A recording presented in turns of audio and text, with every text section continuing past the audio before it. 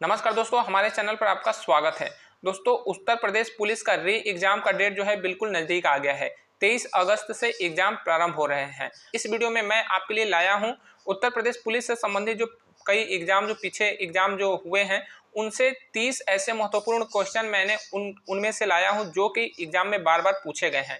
तो जो एग्जाम में बार बार क्वेश्चन पूछे जा रहे हैं उन्हीं क्वेश्चन को मैं आपसे क्लियर कराऊंगा ताकि आपका जो क्वेश्चन है वो कोई भी ना फंसे। तो चलिए हम लोग वीडियो को प्रारंभ करते हैं। हमारा पहला प्रश्न है कि उत्तर प्रदेश में कुल कितने नगर निगम है। दोस्तों, ये क्वेश्चन जो है उत्तर प्रदेश पुलिस में बार बार पूछे जाते हैं, तो आपको पता होना चाहिए कि उत्तर प्रदेश में कुल कितने नगर निगम है। तो उत्तर प्रदेश में वर्तमान में कुल 17 नगर निगम है। कुल कितने नगर निगम है? तो कुल 17 नगर निगम है। और 17 नगर निगम में से जो नया अभी 17वां नगर निगम बना है वो है शाहजहांपुर। जी हाँ दोस्तों, शाहजहांपुर 17वां नगर निगम है। अगला हमारा प्रश्न है कि किस राज्य के विधायकों का सबसे कम वेतन मिलता है। तो दोस्तों, केरल राज्य के जो विधायक हैं उनको सबसे कम वेतन मिलता है। उनका सब वेतन मिलाकर जो है 70,000 होता है, जबकि सबसे ज्यादा जो वेतन मिलता है वह है झारखंड राज्य के विधायकों का। उनका सारा वेतन मिलाकर लगभग 2,90,000 होता है। ठीक है, 2,90,000 झारखंड के विधायकों का है। दोस्तों, झारखंड केवल कहने का गरीब राज्य है, लेकिन वहाँ के जो विधायक हैं वो काफी अमीर है, सबसे ज्यादा वेतन उनको मिलता है।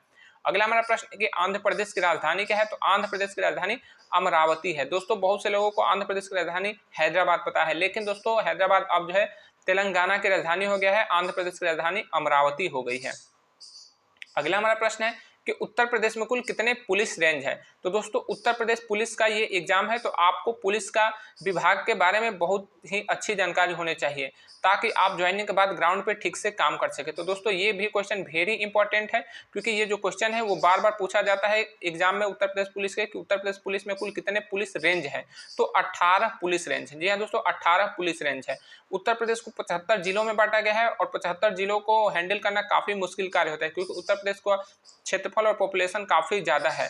तो इसीलिए 75 जिलों को जो है पुलिस प्रशासन ने व्यवस्था को ठीक से रखने के लिए 8 पुलिस जोन में बांटा है। ठीक है, 8 पुलिस जोन में बांटा है और उन 8 पुलिस जोन को जो है 18 पुलिस रेंज में बांट दिया गया है ताकि व्यवस्था ठीक से चल सके। अगला हमारा प्रश्न है कि इंद्रधनुष में कुल कितने रंग होते हैं। तो इंद्रधनुष में कुल 7 रंग होते हैं। इंद्रधनुष में कुल 7 रंग होते हैं और जो रंगों का क्रम है वह जो है सबसे ऊपर जो है लाल आता है, उसके बाद जो है ऑरेंज आता है, उसके बाद जो है येलो आता है, उसके बाद ग्रीन आता है, उसके बाद वायलेट आता है, उसके बाद जो है अन्य जो कलर है वो 7 कलर इस तरह से आते हैं। तो सबसे ऊपर लाल होता है और नीचे जो है वायलेट कलर होता है, यानी कि बैगनी कलर होता है। नेक्स्ट हमारा जो प्रश्न है कि विटामिन डी की कमी से कौन सा रोग होता है। तो दोस्तों, विटामिन डी की कमी से जो है रिकेट्स रोग होता है और रिकेट्स रोग की कमी रिकेट्स रोग जिसको हो जाता है उसकी हड्डियां जो है वो काफी कमजोर हो जाती है। और विटामिन डी का सबसे अच्छा स्रोत क्या है? तो वह सूर्य है। सनलाइट जो है वो विटामिन डी का सबसे अच्छा स्रोत है। अगला हमारा प्रश्न है कि स्वर कोकिला किसे कहा जाता है। दोस्तों, स्वर कोकिला लता मंगेशकर को कहा जाता है। दोस्तों, हमारा प्रश्न है कि भारत का सबसे बड़ा उच्च न्यायालय कहाँ है। तो भारत का सबसे बड़ा उच्च न्यायालय प्रयागराज है। ठीक है, जो उत्तर प्रदेश का जो हाई कोर्ट है वो प्रयागराज में है और प्रयागराज में सबसे ज्यादा जजेज बैठते हैं। उनकी संख्या 160 है। 160 जज बैठते हैं जिनमें से 76 जो है वो परमानेंट है, यानी कि वो जो है कर सकते हैं कि सरकार की तरफ से उनकी नियुक्ति होती है, जबकि जो 84 जज हैं वो अस्थायी होते हैं। उनकी नियुक्ति जो होती है वो जज ऐसे होते हैं जो कि रिटायर्ड होते हैं, क्योंकि देखिए जो पर डे जो है केसेस की संख्या बढ़ती जा रही है। भारत की न्याय व्यवस्था इतनी घटिया क्वालिटी की है कि यहाँ पे जो है केसेस की संख्या जितनी तेजी से बढ़ती है उतनी तेजी से इनका निपटारा नहीं होता है। इस वजह से जो है पर डे जो है केसेस बढ़ रहे हैं, तो पर डे जो है न्यायाधीश की संख्या बढ़ानी पड़ रही है, फिर भी इसका कोई फायदा नहीं हो रहा है क्योंकि केसेस बढ़ रहे हैं। अगला हमारा प्रश्न है कि पीआरवी का फुल फॉर्म क्या होता है। दोस्तों, पीआरवी जो है आपके पुलिस डिपार्टमेंट से रिलेटेड है। ठीक है, जब आप डायल 112 पे फोन करते हैं, जब आप घर बैठे ही 112 नंबर डायल करते हैं तो आपके घर पे जो पुलिस की व्हीकल आती है उसको कहा जाता है पीआरवी, जिसका फुल फॉर्म होता है public response vehicle. Public response vehicle, तो वही व्हीकल आपके पास आती है और उसमें जो पुलिसकर्मी रहते हैं वो आपके समस्या का समाधान करते हैं। नेक्स्ट आपका क्वेश्चन है कि यूरोपियन यूनियन का मुख्यालय कहाँ है, यानी कि यूरोपियन संघ का मुख्यालय कहाँ है। तो यह बेल्जियम की राजधानी ब्रसेल्स में है। ठीक है, बेल्जियम की राजधानी ब्रसेल्स में है और इसमें कुल कितने देश शामिल है। तो इसमें 27 देश शामिल है। अगला आपका प्रश्न है कि उत्तर प्रदेश दिवस कब मनाया जाता है। तो उत्तर प्रदेश दिवस 24 जनवरी को मनाया जाता है। दोस्तों, 24 जनवरी 1950 को ही जो उत्तर प्रदेश का पुराना नाम था यूनाइटेड प्रोविंस, तो यूनाइटेड प्रोविंस से हटाकर अब उसको उत्तर प्रदेश कर दिया गया। इसीलिए 24 जनवरी को जो है उत्तर प्रदेश दिवस मनाया जाता है। अगला प्रश्न है कि सूर्य के प्रकाश में कौन सा विटामिन होता है? तो सूर्य के प्रकाश में विटामिन डी होता है। क्षेत्र पंचायत सदस्य का चुनाव कौन करता है? तो क्षेत्र पंचायत सदस्य यानी कि बीडीसी का चुनाव जो है जो मतदाता है वो करते हैं, यानी कि आम जनता करती है। और जब बीडीसी का चुनाव हो जाता है तो बीडीसी आपस में मिलकर ब्लॉक प्रमुख का चुनाव करते हैं, उसमें मतदाता का कोई रोल नहीं होता है।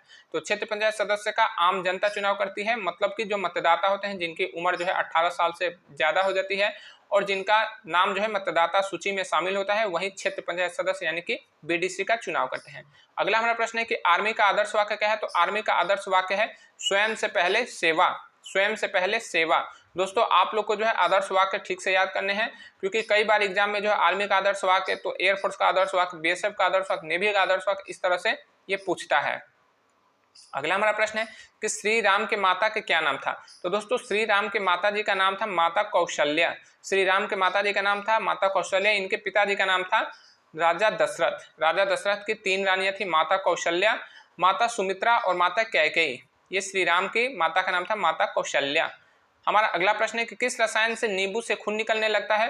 तो दोस्तों ये क्वेश्चन जो है वेरी इंपॉर्टेंट है। बहुत से ऐसे एग्जाम है जैसे एसएससी के एग्जाम हो गए या फिर अन्य जो रेलवे के एग्जाम होते हैं, उसमें भी ये क्वेश्चन जो है बार बार पूछता है और पुलिस डिपार्टमेंट में ये क्वेश्चन कई बार पूछा है, इसीलिए आप लोग इसको ठीक से ध्यान से समझ लीजिएगा, कायदे से इसको याद कर लीजिएगा। किस रसायन से नींबू से खून निकलने लगता है? तो दोस्तों सिट्रिक एसिड और मिथाइल ऑरेंज।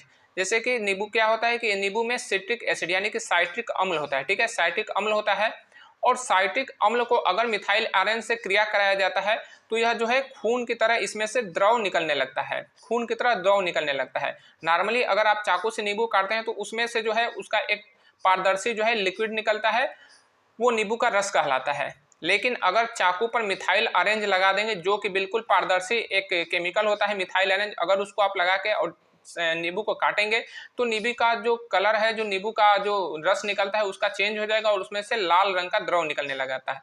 अब लोग क्या करते हैं कि जो पाखंडी लोग होते हैं, जो अंधविश्वासी लोग होते हैं, जो बिल्कुल अशिक्षित लोग होते हैं, उनको ये पाखंडी और धूर्त लोग जो है घर पे पहुंचते हैं और कहते हैं कि आपके घर में प्रेत का साया है, भूत का निवास है, तमाम बातें बताकर उनको डराते हैं और उनके घर से नींबू एक मंगाकर अपने चाकू पे पहले से मिथाइल ऑरेंज लगाए रहते हैं, उससे वो काट देते हैं। अब जब खून निकलने लगता है तो जो अनपढ़ लोग होते हैं, जो अशिक्षित लोग होते हैं, वो जो है तुरंत उनके पैरों में गिर के मत्था नवा लेते हैं, कहते हैं कि भगवान महाराज इसको जो है ठीक कर दीजिए, और वो जो है खूब जम के जो है पैसा उनसे लूटता है। वायुसेना का मध्य कमान कहाँ है? तो वायुसेना का मध्य कमान प्रयागराज में है। और आर्मी का मध्य कमान कहाँ है? तो ये उत्तर प्रदेश के ही लखनऊ में है, ठीक है। तो आर्मी का और एयरफोर्स दोनों का मध्य कमान जो है वो उत्तर प्रदेश में है। अगला हमारा प्रश्न है कि मध्य रेलवे का मुख्यालय कहाँ है? तो मध्य रेलवे का मुख्यालय जो है वह मुंबई में है, मुंबई में, ठीक है। मुंबई में कहा? तो मुंबई छत्रपति शिवाजी टर्मिनल, जो मुंबई का छत्रपति शिवाजी टर्मिनल है वहीं पे मध्य रेलवे यानी कि सेंट्रल रेलवे का हेड क्वार्टर है। नेक्स्ट हमारा एग्जाम है कि राज्य का सबसे बड़ा प्रशासनिक अधिकारी कौन होता है? तो दोस्तों राज्य का सबसे बड़ा प्रशासनिक अधिकारी को कहा जाता है मुख्य सचिव, ठीक है। क्या कहा जाता है? तो मुख्य सचिव, जिसको कैबिनेट सेक्रेटरी भी कहा जाता है, ठीक है। Cabinet secretary sorry chief secretary कहा जाता है, ठीक है। देखिए राज्य का सबसे बड़ा प्रशासनिक अधिकारी मुख्य सचिव होता है, जबकि कैबिनेट का सबसे बड़ा यानी कि केंद्र का सबसे बड़ा अधिकारी जो होता है प्रशासनिक अधिकारी, उसे कैबिनेट सचिव कहा जाता है। इस समय कैबिनेट सचिव कौन है? तो वो है राजीव गाबा। और अभी उत्तर प्रदेश के मुख्य सचिव कौन है? तो जो है पहले दुर्गा शंकर मिश्र थे, लेकिन अब उनको हटाकर जो है वो कोई दूसरा व्यक्ति को जो है मुख्य सचिव बनाया गया है। आप लोग जो है हमारे करंट अफेयर्स वीडियो में इसे देख सकते हैं। अगला हमारा प्रश्न है कि रामचरितमानस के लेखक कौन है? तो रामचरितमानस के लेखक जो है गोस्वामी तुलसीदास जी हैं। जी हाँ दोस्तों, गोस्वामी तुलसीदास जी ने रामचरितमानस का जो है लेखन किया है, जिसकी भाषा है, जिसको बोली भी कहा जाता है, वो है अवधी। और दोस्तों जो महर्षि वाल्मीकि हैं उन्होंने जो है रामायण की रचना की है, जिसका भाषा है संस्कृत। अगला आपका प्रश्न है कि क्षेत्रफल की दृष्टि से भारत का सबसे बड़ा राज्य क्या है? तो क्षेत्रफल की दृष्टि से भारत का सबसे बड़ा राज्य राजस्थान है, जबकि अगर बात की जाए कि जनसंख्या की दृष्टि से भारत का सबसे बड़ा राज्य तो वह है उत्तर प्रदेश। अगला आपका प्रश्न है कि गांव का प्रथम नागरिक कौन होता है? तो दोस्तों गांव का प्रथम नागरिक जो है ग्राम प्रधान होता है। गांव का प्रथम नागरिक जो है ग्राम प्रधान होता है। हमारा अगला प्रश्न है कि उत्तर प्रदेश पुलिस का आदर्श वाक्य क्या है? तो दोस्तों ये वेरी इंपॉर्टेंट क्वेश्चन है, क्योंकि ये क्वेश्चन जो है बार बार पूछा जाता है एग्जाम में कि उत्तर प्रदेश पुलिस का आदर्श वाक्य क्या है। तो आप लोग जो है उत्तर प्रदेश पुलिस की तैयारी कर रहे हैं तो आदर्श वाक्य को जरूर से जरूर याद रखिएगा। आदर्श वाक्य है सुरक्षा आपकी संकल्प हमारा, सुरक्षा आपकी संकल्प हमारा। अगला आपका प्रश्न है कि आस्तिक बनिए अंधविश्वासी नहीं, यह किसका कथन है? तो दोस्तों यह स्वामी विवेकानंद जी का कथन है। जी हाँ दोस्तों, स्वामी विवेकानंद जी का कथन है, आस्तिक बनिए अंधविश्वासी नहीं। दोस्तों प्रमुख कथन और नारे को भी आप लोग ठीक से याद कर लीजिए, क्योंकि कई बार ये क्वेश्चन जो है उत्तर प्रदेश पुलिस में पूछता है। हमारा अगला प्रश्न है कि बेकिंग सोडा का रासायनिक नाम क्या है। तो दोस्तों बेकिंग सोडा का रासायनिक नाम है सोडियम बाइकार्बोनेट, सोडियम बाइकार्बोनेट, और इसका रासायनिक सूत्र है NaHCO3, NaHCO3। अगला आपका प्रश्न है कि शरीर की सबसे बड़ी हड्डी का क्या नाम है। तो शरीर की सबसे बड़ी हड्डी का नाम है फीमर। जी हाँ दोस्तों, शरीर का सबसे बड़ा अंग जो है वह त्वचा कहलाता है, जबकि सबसे बड़ी हड्डी का नाम फीमर है। उत्तर प्रदेश पुलिस मुख्यालय कहाँ है। तो दोस्तों उत्तर प्रदेश पुलिस का मुख्यालय जो है वो है लखनऊ। पुलिस का हेडक्वार्टर कहाँ है उत्तर प्रदेश के पुलिस का, तो लखनऊ है। पहले ये कहाँ था, तो ये पहले प्रयागराज था, लेकिन अब जो है लखनऊ शिफ्ट कर दिया गया है। अगला आपका प्रश्न है कि हावड़ा ब्रिज कहाँ है। तो दोस्तों हावड़ा ब्रिज कोलकाता में है। दोस्तों कौन सा स्थान कहाँ पर है, आपको जो है इसकी जानकारी होनी चाहिए, क्योंकि यह बहुत ही साधारण क्वेश्चन होता है और उत्तर प्रदेश पुलिस में ये क्वेश्चन बार बार पूछे जाते हैं कि श्री राम मंदिर कहाँ बना है, इंडिया गेट कहाँ है, बुलंद दरवाजा कहाँ है, अक्षरधाम मंदिर कहाँ है, स्वर्ण मंदिर कहाँ है। तो आप लोग को ये जो है सही से जानकारी होनी चाहिए। अगला आपका प्रश्न है कि थल सेना का मेजर वायुसेना के किस अधिकारी के समकक्ष होता है।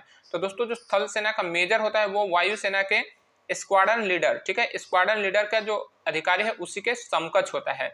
अगला आपका प्रश्न है कि अयोध्या नदी किस नदी के, अयोध्या शहर जो है किस नदी के किनारे बसा है। तो दोस्तों अभी अयोध्या में श्री राम मंदिर का निर्माण हुआ है और वहीं अयोध्या शहर जो सरयू नदी के किनारे बसा है। दोस्तों आपके 30 क्वेश्चन क्लियर हो गए। आपका एक आखिरी क्वेश्चन है, उत्तर प्रदेश में कुल कितने जिले हैं, हमें कमेंट में जरूर बताइएगा। मिलेंगे अगले वीडियो में, तब तक के लिए जय हिंद।